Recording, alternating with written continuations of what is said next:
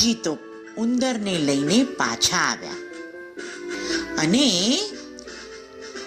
માતા પાર્વતીને કહ્યું, મારી જોડે ચાલો. માતા કહે છે, અરે ક્યાં? શંકરજી કહે છે, ક્યાં જવું છે ગણેશ? બંને જણ ગણેશની સાથે જાય છે. ગણેશજી તેમને બેસાડે છે અને તેમની પ્રદક્ષિણા કરવાનું શરૂ કરે છે. માતા દેવો ભવઃ, માતા દેવો ભવઃ, પિતા દેવો ભવઃ. માતા દેવો ભવઃ, પિતા દેવો ભવઃ.